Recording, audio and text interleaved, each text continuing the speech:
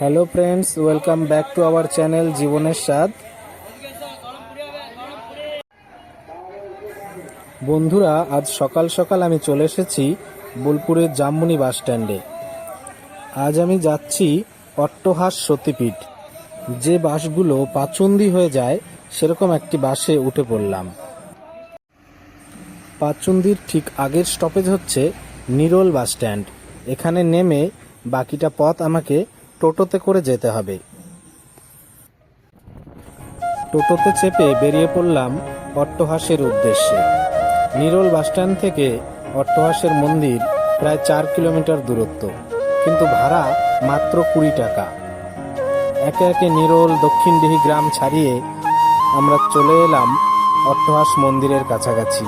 ওই দূর থেকে বাগানের মাঝখানে মন্দিরের চূড়া দেখা যাচ্ছে। অবশেষে এসে পৌঁছালাম আঁকাবাঁকা ছোট্ট এক গ্রাম্য নদীর পাড়ে, যার নাম ঈশানী। এই ঈশানী নদীর পাড়েই অট্টহাসের মন্দির।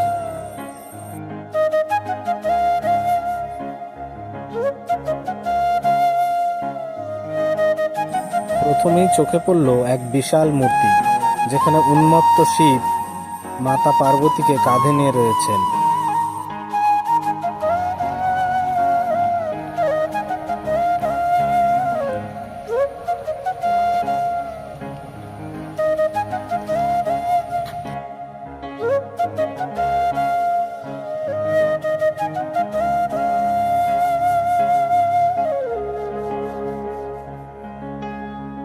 এখানে কার পার্কিং এরও ব্যবস্থা আছে।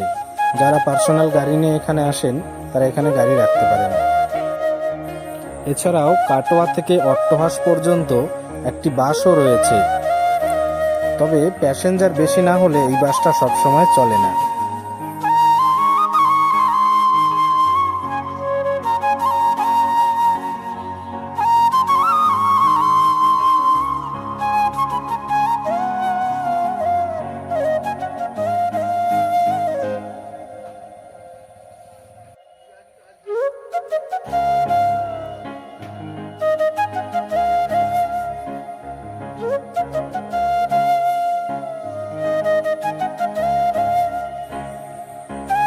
মন্দিরের মূল গেট দিয়ে ভেতরে ঢুকেই দেখলাম সেখানে ছোট ছোট কিছু দোকান রয়েছে, যেগুলো মূলত পূজা সামগ্রী বিক্রি হয়।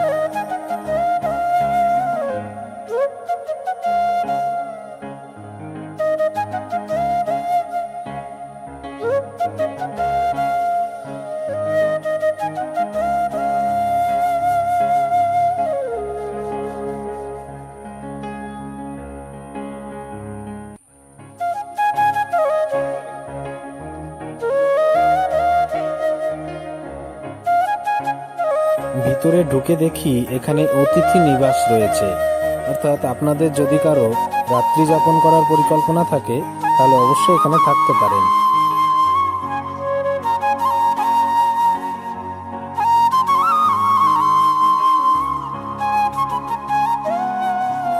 জুতো রাখার জন্য এখানে একটা ঘর করা আছে, সেখানে আমি জুতোগুলো খুলে রেখে ভিতরে প্রবেশ করলাম।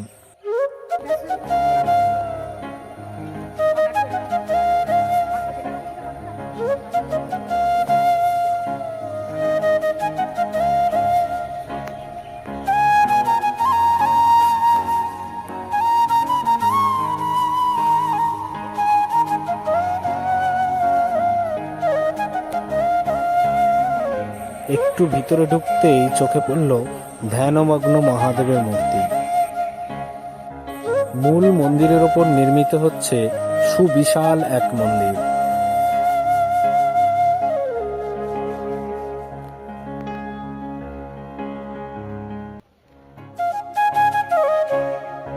এর পাশেই রয়েছে রন্ধনশালা।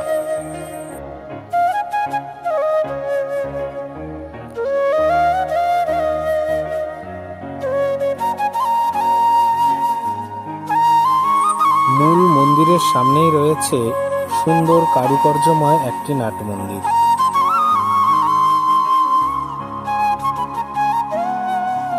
এই নাট মন্দিরে অনেক ভক্তরা বিশ্রাম নিচ্ছেন। মন্দিরের গায়ে রয়েছে বিভিন্ন পৌরাণিক কাহিনীর চিত্র।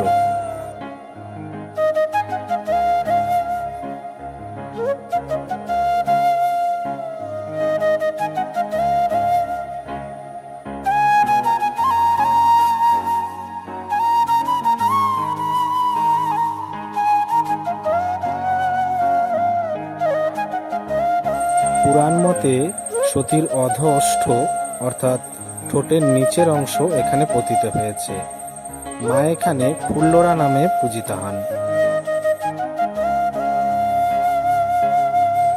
লাল রঙের এই মন্দিরটি হল অট্টহাসের মূল মন্দির।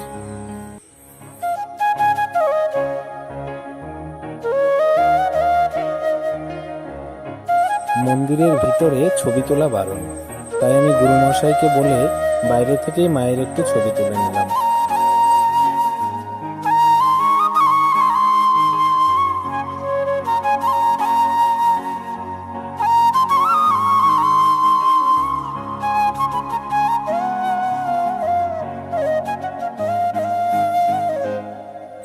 এবার আমি চলে এলাম ভোগের কুপন সংগ্রহ করতে। আমার যেহেতু আসতে একটু দেরি হয়ে গেছিল, তাই আমি আগে থেকে ফোন করে নিয়েছিলাম।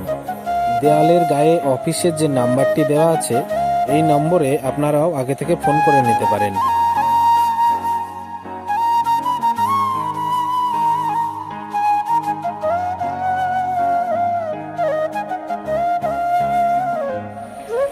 এখানে ভোগের কুপন মাত্র 50 টাকা। আমি কুপন কেটে এবার খাবারের ঘরের দিকে যাচ্ছি। হাত ধোয়ার জন্য এখানে সুন্দর ব্যবস্থা রয়েছে। আমরা হাত মুখ ধুয়ে খাবার ঘরে প্রবেশ করলাম।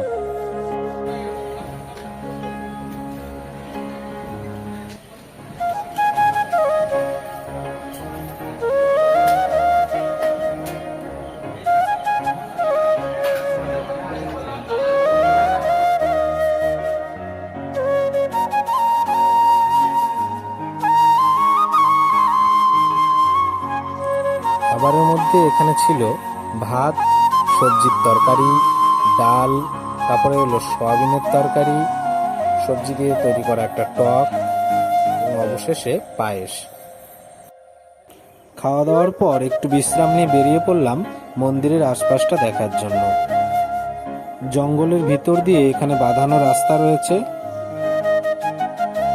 জঙ্গলের মধ্যেই রয়েছে ভোলা বাবার সাধন কুঠি ও সমাধিক্ষেত্র।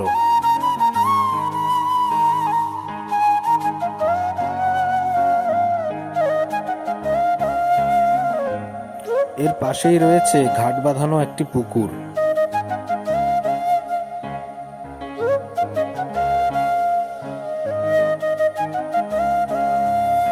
পুকুরের পরিষ্কার জলে স্পষ্ট বোঝা যাচ্ছিল মাছেদের আনাগোনা। ঘাটে দাঁড়িয়ে এক ভদ্রলোক এবং এক ভদ্রমহিলা জলে বিস্কুট ছুঁড়ে দিচ্ছিলেন, আর সেই বিস্কুটগুলো খাওয়ার জন্য মাছেরা ঝাঁকে ঝাঁকে আসছিল। আমি কিছুক্ষণ দাঁড়িয়ে দাঁড়িয়ে মাছেদের এই খেলা দেখতে লাগলাম। এই পুকুরে যেহেতু মাছ ধরা নিষিদ্ধ, তাই এক একটা মাছের আকারও হয়েছে বিশাল। কিছুক্ষণ মাছেদের খেলা দেখে আবার বেরিয়ে পড়লাম জঙ্গলের পথে।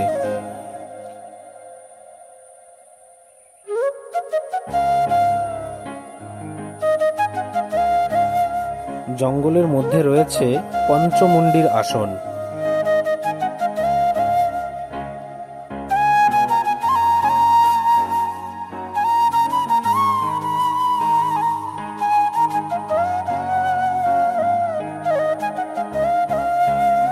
এর পাশেই রয়েছে রটন্তী কালীর মন্দির।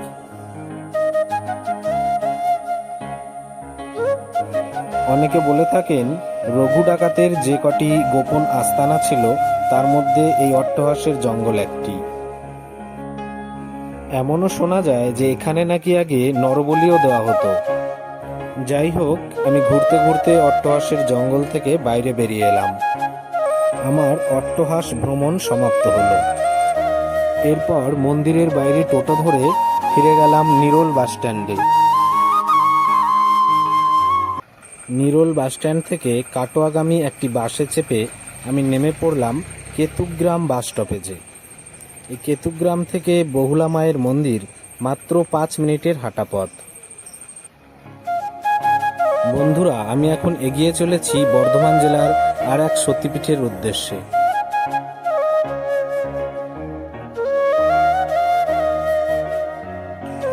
কিছুক্ষণ হেঁটে যাওয়ার পর আমি পৌঁছালাম বহুলা দেবীর মন্দির বা বহুলক্ষ্মী সতীপীঠে। পুরাণ মতে সতী মায়ের বাম বাহু এই স্থানে পতিত হয়েছে। সেই বাহু থেকেই বহুলা নামের উৎপত্তি।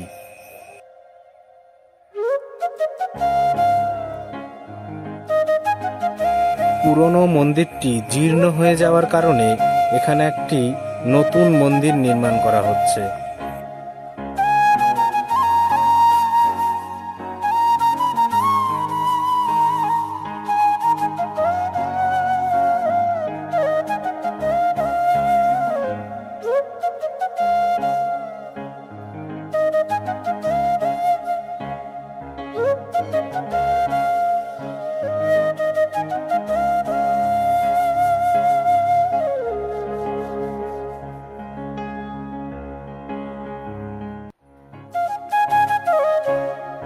আমার মন্দিরে পৌঁছাতে পৌঁছাতে অনেকটাই দেরি হয়ে গেছিল।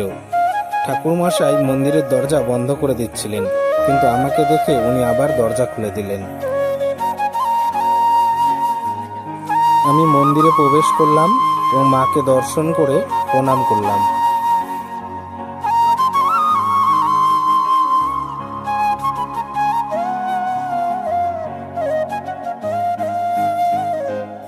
বহুলা মায়ের মন্দিরে প্রতিদিন ভোগ নিবেদন করা হয়।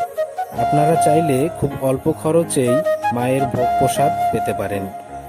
তবে এই মন্দিরে আপনাকে প্রসাদ পেতে হলে সকাল 8টা থেকে 12টার মধ্যে মন্দির কমিটিকে জানাতে হবে। প্রয়োজনে আপনি ফোনও করে নিতে পারেন।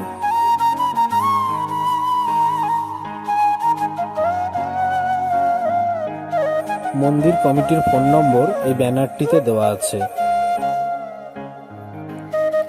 তো বন্ধুরা, আমার অট্টহাস্যের মন্দির এবং মা বহুলার মন্দির দুটো মন্দিরই ঘোরা হয়ে গেল। এখন আমি বাড়ি ফিরে যাচ্ছি। কাটোয়া বোলপুরের শেষ বাস ধরে আমি এখন বাড়ি ফিরব। তো আমাদের ভিডিওটি আপনাদের কেমন লেগেছে তা অবশ্যই কমেন্ট করে জানাবেন। ভালো লাগলে লাইক শেয়ার করবেন এবং চ্যানেলে নতুন হলে সাবস্ক্রাইব করে আমাদের সঙ্গে থাকবেন। ধন্যবাদ।